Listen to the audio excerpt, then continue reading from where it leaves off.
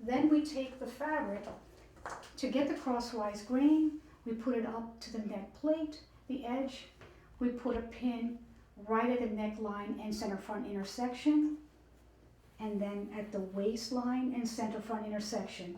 We make sure that our center front fold line is exactly on the center of the fabric on the actual mannequin. As a guide, at our apex, we put a cross mark and a lengthwise mark and an X, and that's going to be our established crosswise grain. It's also helpful to put a cross mark at the neckline and at the bottom of the waistband. We then take those off, and we're going to pull this crosswise grain. And at the apex, we're going to pull going this way, and then we're going to flip. So I'm going to go ahead and put my thumb to give it pressure where the crosswise grain. Remember, when you're pulling the crosswise grains, the fibers are shorter and it will skip a lot. So go very slow and only do about an inch at a time. Now with this same grain, we have to fill it in with pencil. You use a ruler. It will not be a straight line. You probably will get kind of a curved line. That's okay. Follow the actual groove with your pencil and your ruler and go right in there. After we do that, with the L square, and check to see how far off we are, putting the edge of the L square at the center front and trying to see how straight we are with the crosswise grain. It might need a little bit more blocking, but this one looks fine. And so this is the front blocking process that we have to do. Now we have to do the back. So I'm going to take this off. I'm ready with this piece. And then what we do for the back is we go to what's called the mid-length on the shoulder blade of the back. We take the measurement from here to here and we divide it by 4 and usually get this. This is the most important grain, cross grain for the back, for any design you might want to do. So after we've already established and blocked this fabric, we turn over the 1 inch at the left-hand side. Again, the front is turned back at the right-hand side, and the back is turned back at the left-hand side, which would scope the whole right side of the body. So at this point, I'm going to put the fabric on the top of the neck plate on the right side of the body and put a pin at the intersection of the neck and center back. I'm going to put another pin down at the waist, intersection, and center back. All we want to do at this point is to establish a crosswise grain.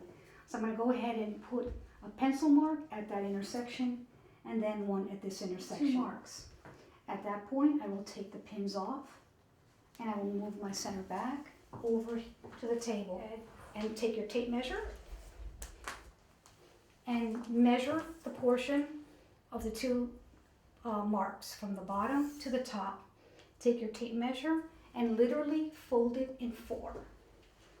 So you don't have to calculate anything really. And then after you fold it in 4, 1/4 of that I have is 4 1/8. So 4 inches and 1/8 is the exact shoulder blade level.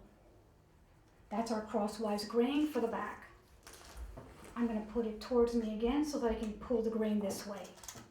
I take a pin and then just go across. Again, make short motions because the crosswise grains are filler threads and are not very long threads. So you will see it skipping quite a bit. And then I'm going to actually fill it in. I'm going to take my ruler, go ahead and fill in the spot that I just pulled. I'm going to check it. As we can see, it's sort of doing a little bit of a crazy thing there. I'm going to take the L square again. I'm going to check my grain line, putting it in here. As you can see, it's going way up. So if that's the case, I'm going to have to block it some more, meaning I'm going to have to take this and pull this side up a little bit more, but on a diagonal. So I'm going to go ahead and pull it up and see what happens now. We have a big change now and we're not too far off. Again, you're not going to get it perfect. This is fabric. It's not going to be like you're working with paper, but like I said before, as straight as you do it here and as accurate as you start your process, it'll be easier in the transferring and making your pattern in the final stages. So now we have it with the front, blocked with the apex indication, and we have the back blocked for the shoulder blade. We just have to lock this thread in.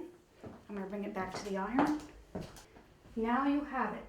This is your block process, and you can do any design you want, starting from a 1 dart, 2 dart, or even princess bodice.